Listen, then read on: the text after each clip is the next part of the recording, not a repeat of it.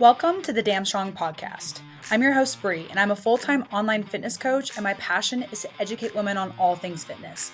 I help women just like you step into the power of knowledge and commitment to ultimately live your best and strongest life.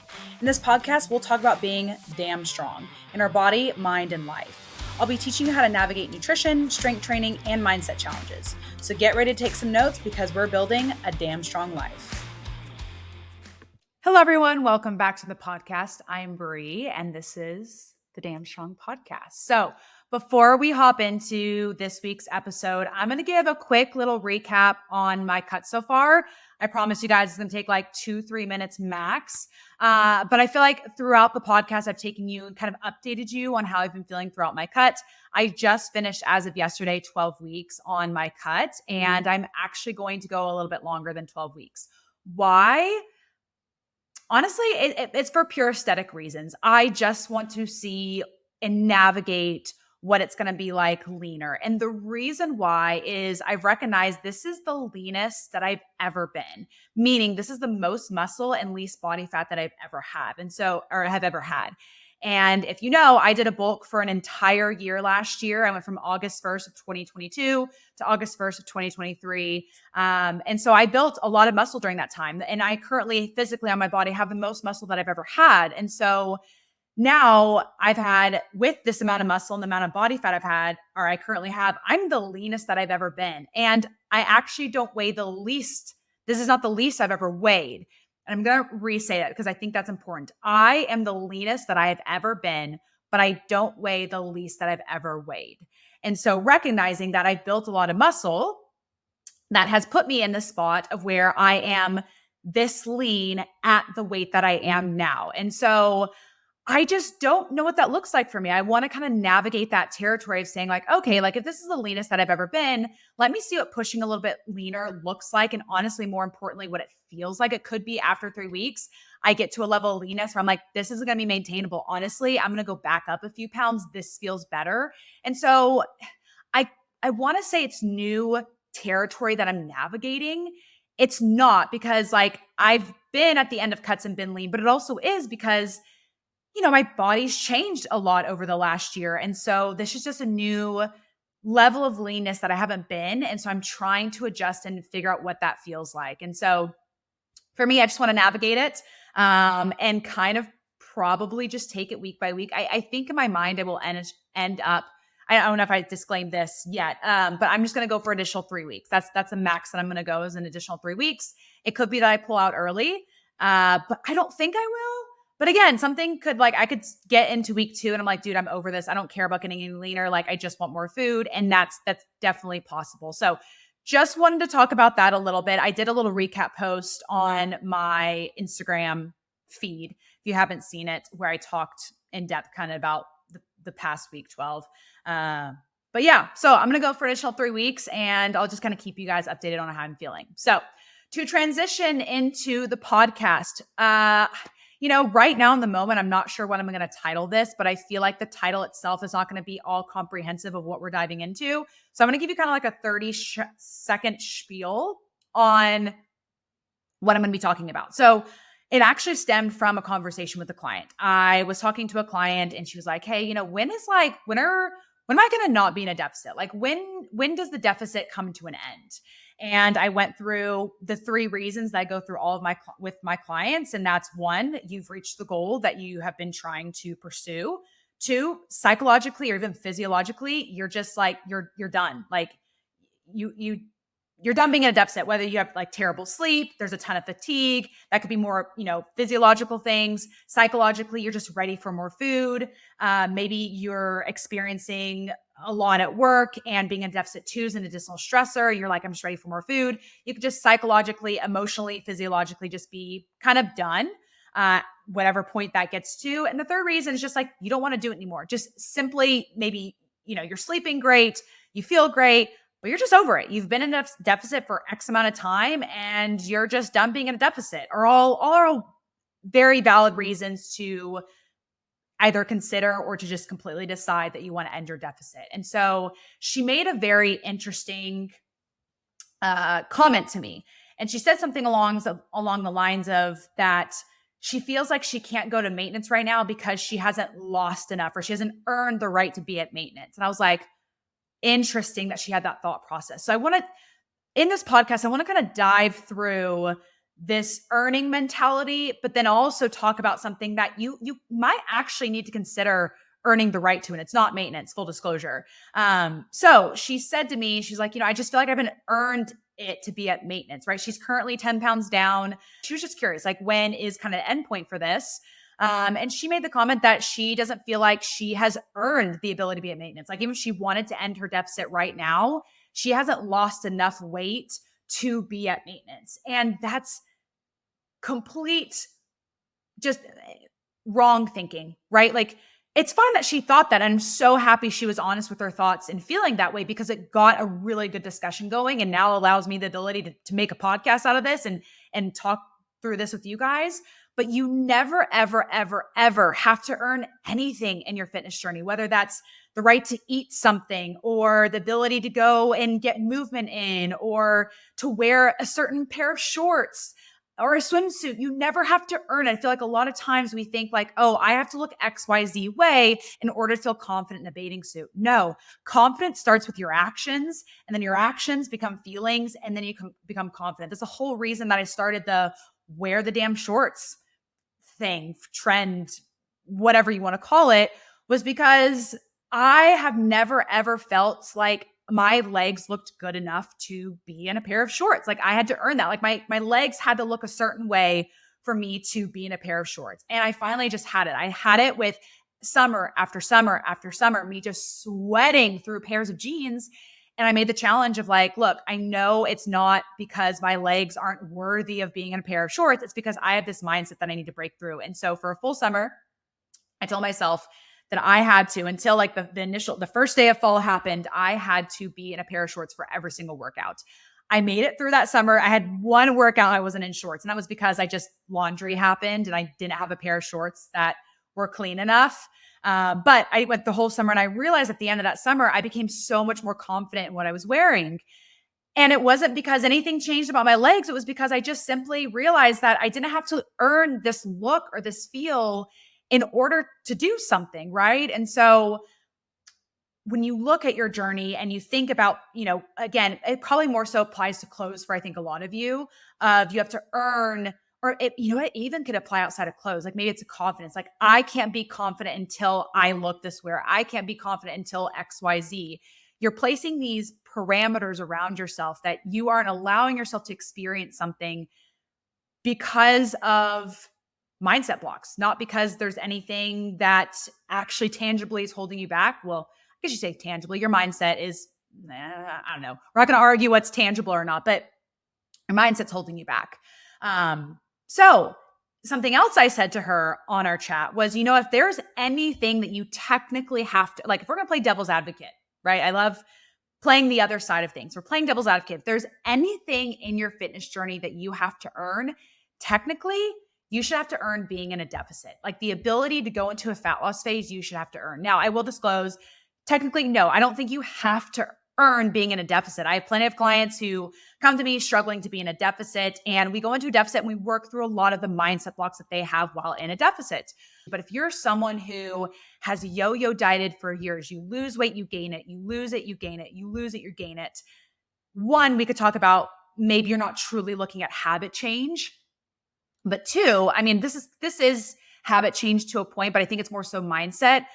There are some things mindset-wise that I think you need to work through before you go into your next deficit. You almost need to earn the right, because you have been yo-yo dieting for so long. You need to show yourself that you've earned the right to now go back into the deficit, because it's like, what's changed, right? If you have not changed habits or mindset and you're going to a deficit again after the last time you yo-yoed and nothing's changed, why are we going back into a deficit again, right? Like, there's some things to change. So it's kind of like, I always try to do an analogy and make things a little bit relatable. So I put it in my notes. I was like, imagine like, you have kids. I'm sure a lot of you listening, you have kids, and your kid constantly was was doing something over and over and over again that, they weren't supposed to do. Let's even like dumb it down to like a toddler, right? I think everyone can relate to this. Let's say your toddler is like constantly drawing on the walls. And every time, you give them crayons, they draw on the wall. Eventually you're going to be like, okay, look, I'm not giving you crayons anymore. We're going to do something else creative. We're now going to, put you out on the sidewalk and you're gonna have to use chalk or whatever. You wouldn't put them in the same situation over and over and over again if they keep repeating something that they're not supposed to be doing, right? I guess that's the best analogy. And so if you're a yo-yo dieter, change your environment, change your mindset, let's change your habits first before we go in. I'm kind of actually getting ahead of myself here and going through some things that I had and actually adding some good points that I hadn't even written down. So let's go into the first point. Again, this is for if you're a yo-yo dieter and you really need to, again, you don't have to earn anything in your fitness journey. However, I would heavily, heavily, heavily, if you're a yo-yo dieter and you keep repeating the same things, I think you may need to earn your spot into a deficit by changing some mindset things. And the first one I've written down is build trust with yourself by valuing your word. So I think a lot of times when we are yo-yo dieters, we constantly say like, oh, I'm going to work out this many times a week. I'm going to track this. I'm going to do that. And we never follow through with our word. And subconsciously, you're teaching yourself that your word doesn't mean anything, right? If you say, okay, well, I'm going to work out, in the morning and morning after morning after morning, you don't go and work out. Or you say, hey, I'm going to work out, 4 times a week or 3 times a week. And then you don't follow through with that. It's because subconsciously you're teaching yourself that, just because you say you're going to do something doesn't mean you're going to do it. So I want you to learn to build trust with yourself again. And this is not me saying, and some of the problem may not even be building trust. Some of you may just put way too big of goals. You say, I'm going to work out every single day. And you don't even allow yourself to live up to your word because you're creating I want to say impossible, but basically impossible goals for you to accomplish. And so therefore, then you're teaching yourself like, okay, you know what? I can't accomplish anything. I can't trust myself. And so really your problem is you're setting goals that are too big. And so what I want you to first do is I want you to learn to value and bring trust back to your word. So start small. Don't start big. Don't say I'm going to work out every single day. I'm going to hit 20,000 steps every single day. I'm going to do X, Y, Z. I want you to start with something small. And I want you to teach yourself that you can trust your word again. That's where I want you to first start. And honestly, I think is going to be, out of all the points that I've written out, I think is going to be the biggest point is learning that trust again. I think we also negate our trust through negotiation. I've talked about it before in previous podcasts. That's something that I struggled with for a really long time until I told myself just freaking cut it out, is I would negotiate with myself. And I was teaching myself that I could never trust my word. I would say, okay, I'm going to go to the gym, after work every single day. And I would get done with work. I'd go home and then I would be like, I'll just push it off. I'll work out tomorrow. And then the next day would come and I'd be like, oh, I really don't feel like working after work today. Like, I'm just going to push it off to tomorrow. And I kept pushing it off until I was getting to like Saturday. And if I'm trying to get 4 workouts in or 3 workouts in Saturday, Sunday, like that's not going to work, right? I don't have enough days. And so I was like, okay, I've got to stop negotiating with myself because I keep telling myself I'm going to work out after work and I don't do it. And so I know subconsciously I'm making these commitments to myself because I know I'm not going to end up following through with them. And so it's easy for me to make these commitments because I know I'll just let myself out of them. And so I started shutting down the negotiation. I'm like, okay, whenever I made a commitment to myself, I had to think, okay, Bree, you're saying you're going to work out 4 times this week after work. Is that realistic? Because if we're making that commitment, you actually have to follow through with it. And then I started thinking, okay, what was also things that was making it difficult for me to follow through my word? Okay, going home right after work wasn't helping. Now I'm going to bring my gym back to work. I'm going to go straight from work. I'm going to go to the gym immediately. So I don't have the option of debating if I'm going to go to the gym or not. So I started creating situations for myself. And this is another one we can dive into is your environment. I started creating situations where I could build trust to my word. Hope that makes sense. I feel like I took a lot of rabbit trails down this one, but I think where you lose trust with yourself can differ. It can be that you negotiate with yourself too much. It could be that you overshoot your goals and you're creating a situation that you'll never live up to. Or it could just simply be that you just are constantly making promises to yourself. You're not overshooting your goal. You're not negotiating with yourself. You just simply don't follow through. And so you're teaching yourself that if you make a commitment, you're not going to follow through. And so you make more commitments and more and more and more commitments because it feels comfortable, because subconsciously, you're not going to follow through. Hope that all makes sense. So, yeah, I'm going to end that part there. I don't want to just keep beating that over your head, but hopefully some things click there for your own journey. Second, I want you to practice planning. A lot of times when I see people that yo-yo or even just struggle to be consistent with their calorie deficit, is you don't spend enough time planning. Look, I get it. It takes time to plan, but it also takes time to figure things out in the moment and be overwhelmed. And so which would you rather be? Would you rather sit down for 10, 15 minutes, figure out your week, maybe figure out the next day? You can even start small. Just when you lay in bed and you're scrolling on your phone, take 5 minutes out of scrolling on your phone and plan the next day. What do you want for breakfast? What do you want for lunch? What do you want for dinner? What maybe could happen? What's your plan B? Do the kids have soccer practice? How are you going to navigate all this stuff? When are you getting your workout in? How are we going to get our step goal in? Just taking that time to plan is so helpful, because you have to remember, whether you plan in the moment or whether you plan ahead of time and you plan in the moment, it takes the exact same amount of time. I don't think we realize that. I think we think, oh my gosh, I have to take out this extra 30 extra minutes. I'm overshooting time, 30 extra minutes to plan for this whole week, when you actually will end up taking more time scrambling all week to try to make up for what wasn't planned. And you actually spend a lot more time scrambling. And on top of that, you feel overwhelmed. And so, one, it's not fun to scramble in the moment. And two, it's not fun feeling overwhelmed. And then you create this negative environment, and then you're more likely not to follow through because you just feel like giving up, because in the moment you feel overwhelmed. You're not sure what to do. So I really, really, really, really, really, if you struggle with being consistent or yo-yo dieting, I want you to practice planning over and over and over again. Again, it can be small, right? It could be, okay, you know what?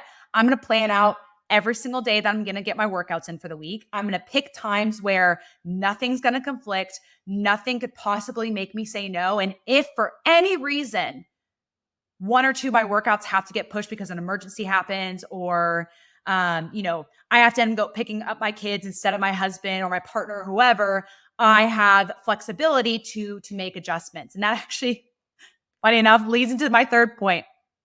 My third point is, if you're wanting to go into a deficit again and you struggle with yo-yo dieting, or again, just being consistent, learn how to adjust and pivot. This is massive. So many of y'all come up with a plan, are really, really great planners, but the second something goes off course, you give up. You don't think, okay, how can I make the best of the situation? How can I change things? How can I navigate? And part of that comes in through setting up a plan B with planning, right? So for the most part, as I have navigated my fitness journey more and more and more, I don't have to plan as strategically as I have previously, but I still plan. Nonetheless, I always plan. I plan out the days I'm going to go work out. I look to my weekend and what's going on that weekend and what social events I have and all this. But with all of that, I always have a plan B, right? So for example, when I am planning out my week of workouts, I always try to plan them as early in the week as possible, because that sets me up for my plan B, right? If something comes up on a Monday, or, I get stuck on calls longer than normal, or maybe editing a podcast, the amount of frustrations I've gone through in editing a podcast is a lot. And it's happened before where I feel like editing a podcast is just going to take a couple hours and it ends up taking all day because I run into some technical issues. And so I try to plan out my workouts as early in the week as possible. So that way, if something happens on Tuesday and I can't work out, I can push my workouts, and I plan for, okay, I'm going to work out Monday, Tuesday, Thursday, Friday. If for any reasons one of these days gets messed up, I have a baby shower at 11 on Saturday. I'm going to get up early on Saturday and I could go for a workout on that day. Or Sunday, we have nothing going on Sunday, so I could work out on the Sunday as well. I've got multiple options. So right away, how I initially plan my week is already with a plan B, and if I have to pivot. Same thing goes with food. I will plan out our dinners ahead of time. Sage and I will talk through what we want to eat.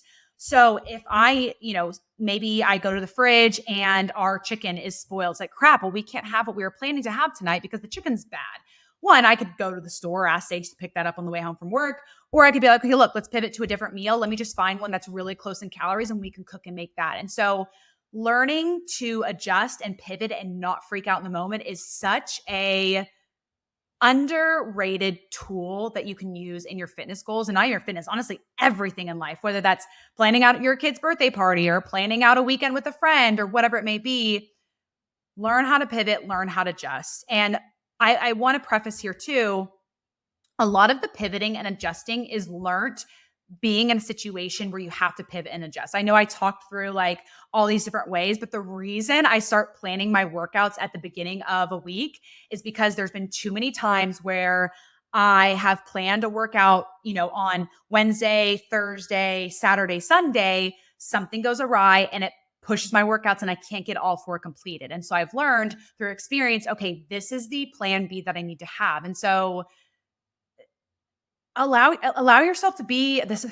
I'm really jumping around the points because all of these points tie in together. This is my last point, is that view every failure as a learning opportunity and build on it right there. So like I said, when you have pivots and adjustments, you're learning pivot and adjust. A lot of those come from firsthand experiences of learning how to pivot and adjust. And so if you can look at every time that you see failure and say, hey, this isn't failure. This is a learning opportunity. What can I do in the future? And what can I do right now to learn and act on that? And the reason that I stress on, the reason I wrote it out the way I did for this point of saying, view every failure as a learning opportunity and build on it. And I put in all caps right there. There's a reason I said that, build on it right there, because too many of you wait till Monday to do it. Wait till the next week to do it. Do it right then and there. If you realize that you misplanned your workouts and, you should be planning them earlier in the week. Okay, go ahead and plan next week. Be like, okay, I'm going to make a note that,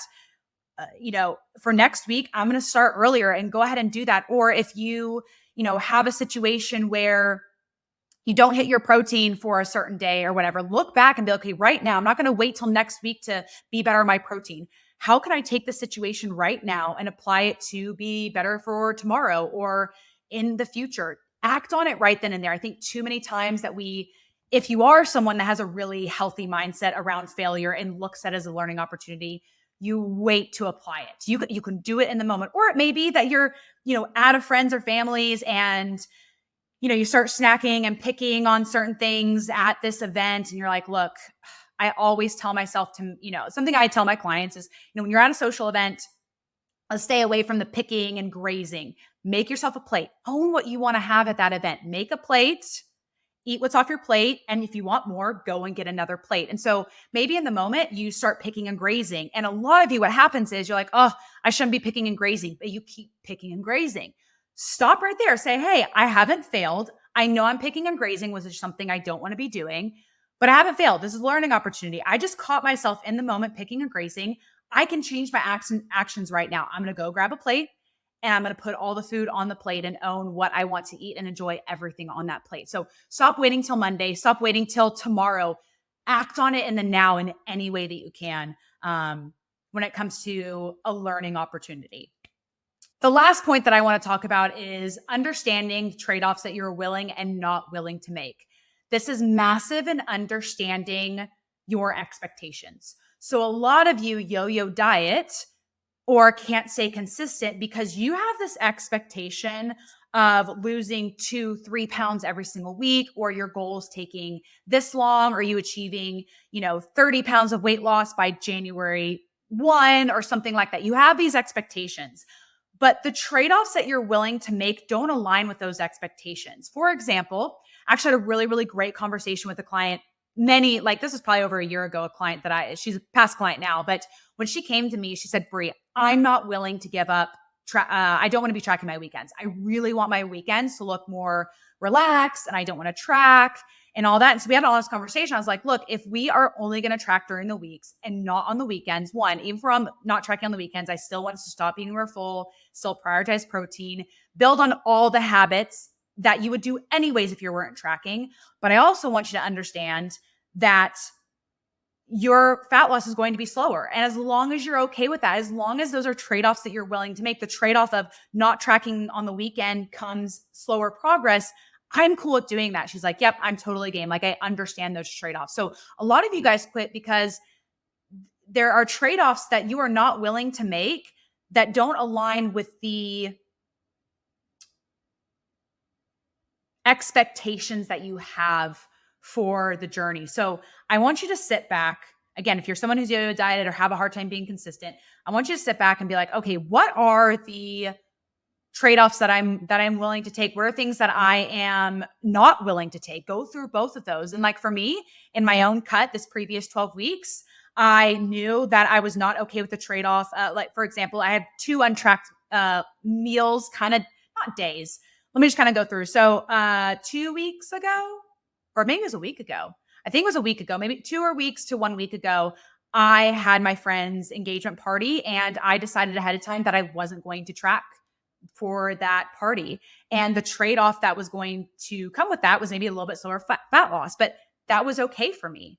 And then this past week, I went to the Texas State Fair. That is one of the highlights of my year. I love the Texas State Fair. Someone said it's like their food Super Bowl, which is kind of how it is for me as far as like fried foods is like, it's like my food Super Bowl for me. I love the Texas State Fair. And I knew before I even started this deficit, I literally had the Texas State Fair in my mind and I knew ahead of time I was not willing to track that day or that time period that I was at the state fair and the trade-offs that come with that. And so you need to understand the trade-offs that you are willing to make and not willing to make, and then align that and understand that there's going to be speed and progress trade-offs that come with that. And you're going to either have to be okay with those trade-offs or you're going to have to change the trade-offs that you're okay and not okay with. And that's a whole nother conversation of not be okay with a trade-off, but you decide to suffer through it at the expense of something else. And it's like, do we really want to suffer through this? And that's a whole other conversation of talking about, what trade-offs you're willing and not willing to make, but having that honest conversation with yourself. And that's probably another way we could tag on is like having all these honest conversations. Honestly, everything that we've gone through requires you to have an honest conversation with yourself. So if you can't be honest with yourself, it's going to be really, really hard for you to navigate your goals in the long term. All right, guys, that was everything that I wanted to talk about in this week's episode. As always, if you liked this episode, make sure to give it a 5-star, leave a comment. And if there's anything you took away from this, definitely shoot me a DM. I know I say this all the time, but it helps. It really, really helps me to navigate these episodes and what you guys enjoy when I get feedback and DMs from you guys, because it shows me, okay, which ones you guys really, really enjoyed and got a lot of takeaways from, and which maybe you didn't get as many takeaways from. So I keep note of those episodes where I get a lot of feedback from them. So again, if you enjoyed it, please shoot me a DM. Let me know your takeaways. And as always, a super incredibly free way to support the show is just doing a little screenshot that you're listening to this episode, sharing on your stories, and then tagging me in your stories so I can then share it on my Instagram stories on my Brianna Ray Fitness. So as always, you guys have a great week, and I'll see you guys in the next episode. Bye. Thanks for listening to another episode of the Damn Strong Podcast. Show me some love by leaving a review and sharing a screenshot of this episode on your Instagram stories. Until next time, stay strong.